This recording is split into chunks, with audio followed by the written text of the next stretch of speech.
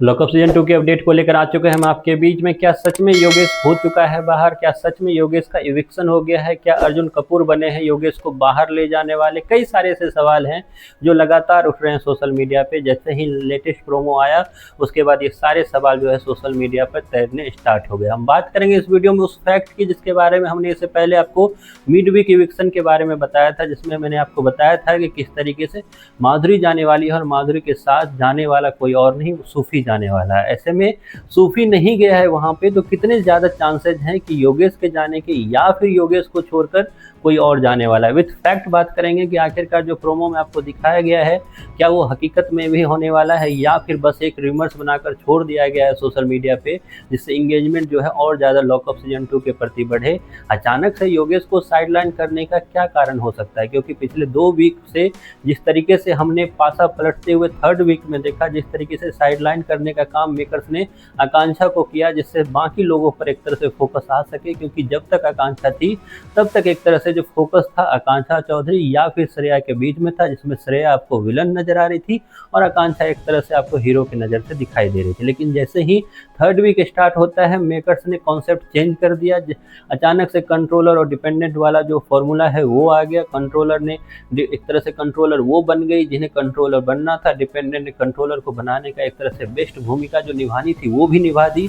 वो सारे लोग जो अब तक विलन के किरदार में थे उनको कंट्रोलर का पावर मिल गया। अब ऐसे में पहला झटका तब लगा जब मिड वीक इविक्शन होता है, जिसमें सबको समझ में आया कि वो ये उनसे कितनी बड़ी गलती हो गई कि कंट्रोलर का पावर श्रेया या फिर शिल्पा या इन लोगों के हाथ में देना नहीं चाहिए था। लेकिन ये बात क्योंकि हो चुकी थी तो ये बात एक तरह से दोबारा दोहराई नहीं जाएगी, हो सकता है। लेकिन इन सब में जो मेकर्स खेलते नजर आए, मेकर्स को आकांक्षा चौधरी को शो में रखना भी है 100 पीस के हिसाब से, जिससे लोग हर दिन आकांक्षा चौधरी को देखने के लिए नेटफ्लिक्स का लॉकअप सीजन 2 एक तरह से ट्यूनिंग करे।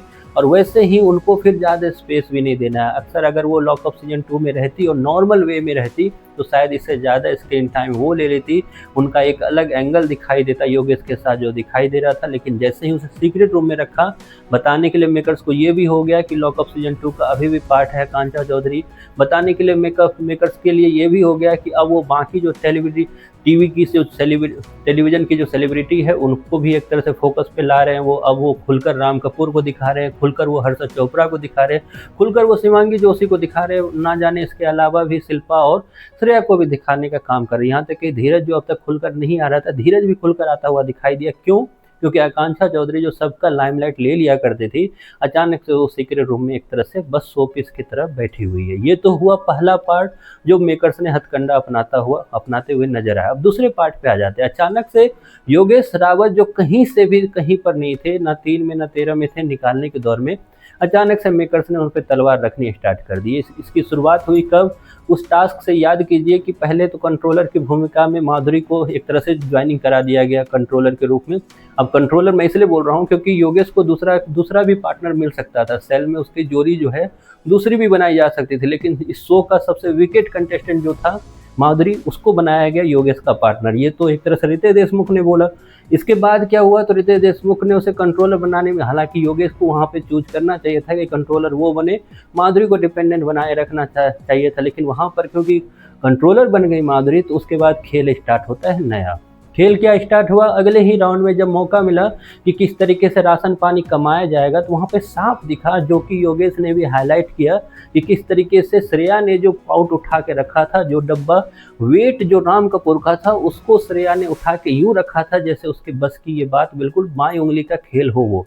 लेकिन ये सारी चीज़ें तब पता चली जब बाकी लोगों की जो वेट थी वो 1 बाय 1 करके गिरती रही। और सबसे पहला वेट गिरा किसका? योगेश रावत का। क्योंकि माधुरी जो थी वो उतनी फिजिकल स्ट्रांग नहीं है और होना भी नहीं चाहिए। वो जिस एज में है वहाँ पर फिजिकल स्ट्रांग होकर फ़ायदा क्या है?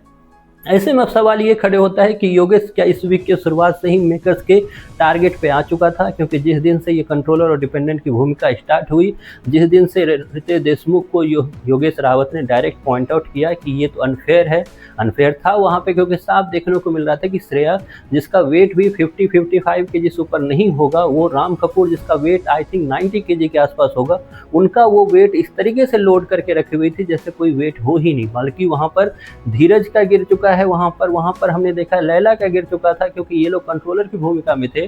पामेला चलो छोड़ो, मैं पामेला को काउंट नहीं कर रहा, क्योंकि उसको होल्ड भी करना था किनका, तो उसको होल्ड करना था एक तरह से आकांक्षा चमोला का। लेकिन ये सारी चीज़ों पे अगर आप नोटिस करोगे तो आप पाओगे कि कहीं ना कहीं मेकर्स के निशाने पर इस फर्स्ट वीक से ही आ चुका था कहीं ना कहीं योगेश रावत। अब सवाल उठता है कि क्या योगेश रावत का इविक्शन हुआ है, इस पे बात करेंगे अगली वीडियो में, क्योंकि बहुत ही प्रूफ के साथ मैं बताने वाला हूँ कि योगेश रावत की इविक्शन के पीछे सच्चाई या फिर बस है ये बस एक र्यूमर। इस पर आपकी जो भी राय है कमेंट बॉक्स में आप जरूर बताएं।